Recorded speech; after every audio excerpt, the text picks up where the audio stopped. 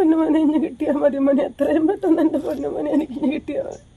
അല്ല എനിക്കൊന്നും കുഞ്ഞു ഗോപികൃഷ്ണൻ കാത്തിരിക്കുകയാണ്. അച്ഛൻ തനിക്ക് കൈനിറയെ സമ്മാനങ്ങളുമായി വിദേശത്തു നിന്നും എത്തുന്നത് കാത്ത്. എന്നാൽ തന്റെ അച്ഛൻ കാതങ്ങൾക്കപ്പുറം ആശുപത്രിയിൽ മരണത്തോട് മല്ലിടുന്നത് ഈ മകൻ അറിയുന്നില്ല. പുറക്കാട് പഞ്ചായത്ത് 3-ാം വാർഡ് കരൂർ കുട്ടൻതറ വീട്ടിൽ ശോഭയുടെ മകൻ 39 വയസ്സുകാരൻ രഞ്ജുമോനെ സൗദി ആശുപത്രിയിൽ നിന്ന് നാട്ടിൽ എത്തിക്കണമെങ്കിൽ 18 ലക്ഷം രൂപ കണ്ടെത്തണം. ഈ തുക എങ്ങനെ കണ്ടെത്തണം എന്നറിയാതെ വിഷമിക്കുകയാണ് ഈ കുടുംബവും നാടും. നാട്ടിൽ ഡ്രൈവറായിരുന്ന രഞ്ജുമോന് വായിൽ ക്യാൻസർ ആയതിനെ തുടർന്ന് എറണാകുളത്തെ സ്വകാര്യ ആശുപത്രിയിൽ ചികിത്സയിലായിരുന്നു. വർഷത്തിന് മുന്നെയാണ് ആൾ ഗൾഫിൽ പോയത്. അവിടെ ചെന്നതിന് ശേഷം പുള്ളിക്ക് ചെറിയൊരു വായിലൊരു വേദന പോലെ വന്നു. അതിനുശേഷം അവിടെ പുള്ളിക്ക് സഹിക്കാൻ പറ്റാതെ പുള്ളി നാട്ടിലേക്ക് വീണ്ടും തിരിച്ചു വന്നു. ഇവിടെ വന്ന് ഞങ്ങൾ ബയോപ്സി ചെയ്ത് നോക്കിയപ്പോൾ പുള്ളിക്ക് ക്യാൻസർ ആണെന്ന് അറിയാൻ പറ്റി.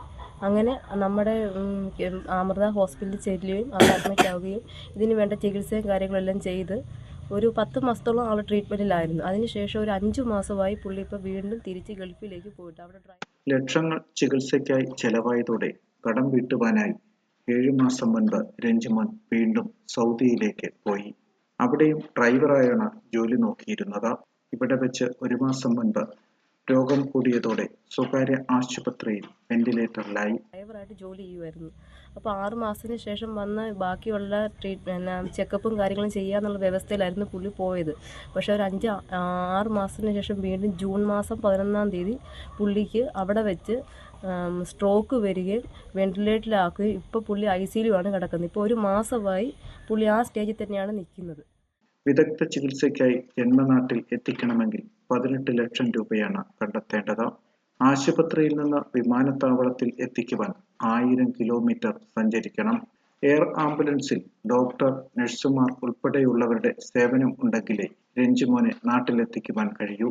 മാതാവ് ശോഭ, ഭാര്യ ലിൻഡ തോമസും സഹോദരനുമാണ് വീട്ടിൽ ഉള്ളത്. യുവാവിനെ നാട്ടിലെത്തിക്കുവാൻ കേന്ദ്ര സംസ്ഥാന സർക്കാരുകളുടെ ഇടപെടൽ ഉണ്ടാകുവാൻ ജനപ്രതിനിധികൾ തയ്യാറാകണമെന്നും ആവശ്യം ഉയർന്നിട്ടുണ്ട്. അപ്പം ഇതിൽ നാട്ടിലേക്ക് എത്തിക്കാനായിട്ടും നമുക്ക് പൈസ വേണം.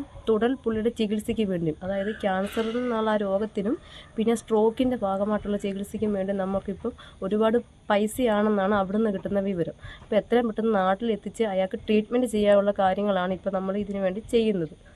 അപ്പോൾ അതിനൊരു തുകയാവും എന്നാണ് പറയുന്നത്. അവിടുത്തെ ഒരു ഇത് വെച്ചിട്ട് അവർ പറയുന്ന ഒരു ഏകദേശം ഒരു 18 ലക്ഷം രൂപയോളം ആളെ നാട്ടിലെത്തിച്ച് ട്രീറ്റ്മെൻറ്റ് ചെയ്യണമെന്നാണ് അവരവിടുന്ന് പറയുന്നത്. ഡോക്ടർ നമ്മളോട് അങ്ങനെയാണ് പറയുന്നത്.